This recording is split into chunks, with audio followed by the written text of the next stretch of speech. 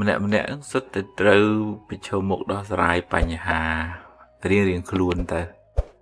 តាមធម៌ទៅតាមកម្លាំងបុណ្យរៀងខ្លួនទៅអ្នកណាធ្លាប់ធ្វើបុណ្យមកច្រើនទៅក៏មិនសូវបញ្ហាច្រើនអ្នកណាធ្វើបុណ្យតិចមកជួបបញ្ហាស្មុគស្មាញច្រើនហើយទៅដល់ណាក៏ជួបអ្នកណាក៏មានបញ្ហាដែរស្រុកអាមេរិកស្រុកបារាំងអូស្ត្រាលីណាក៏មានបញ្ហាដែរដរាបណាចិត្តរបស់យើងនឹងវានៅអកុសលមួម៉ៅជាប់ជំពាក់ហួងហែងប្រកាន់ចំណែននិន្ទាឈ្នានេះច្រើននឹងសេចក្តីទុក្ខក្នុងចិត្តនឹងក៏ច្រើនដែរអញ្ចឹងយើងមិនអាចសង្ឃឹមថាគេខាងក្រៅរឿងខាងក្រៅធ្វើឲ្យយើងបានសុខភាគច្រើនបានទេវាត្រូវអាស្រ័យសមត្ថភាពគ្រប់គ្រងផ្លូវចិត្តរបស់យើងរៀនទទួលស្គាល់ការពិតដែលយើងវា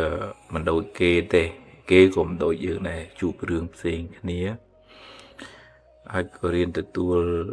កំណត់ដឹងថាជីវិតវាអញ្ចឹងជីវិតនឹងវាមានឡើងវាមានចុះវាមានចំណេញវាមានខាតវាមានគេសរសើរវាមានគេនន្ទាហើយយើងមិនអាចប្រកបថាត្រូវតែអញ្ចេះបានបើមិនអញ្ចឹងទេអញអ្នកកើតទុកហើយហ្នឹងយើងនឹងឯងអ្នកកើតទុកខ្លាំងបើយើងបខំរឿងឲ្យតាមចិត្តយើងរហូតនិយាយចឹងមិនបានន័យថាយើងបដោយអាម៉េចទៅទេយើងនៅតែកែគុណយើងនៅតែដោះស្រាយប៉ុន្តែត្រូវតែទទួលស្គាល់ការពិតថាខ្ញុំដោះអស់ប៉ុណ្ណឹងហើយសមត្ថភាពខ្ញុំមានប៉ុណ្ណឹងបុណ្យខ្ញុំមានប៉ុណ្ណឹងអញ្ចឹងយើងមិនសូវជាទុកទោមនោះពេកទេបើគេ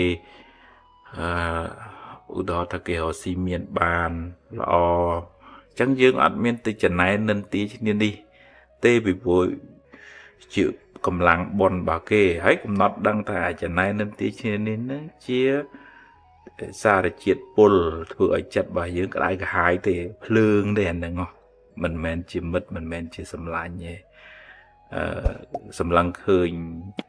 អំពីដំណើរហេតុផលអញ្ចឹងយើងកាត់បន្ថយយើងកំណត់ដឹងថាស្អី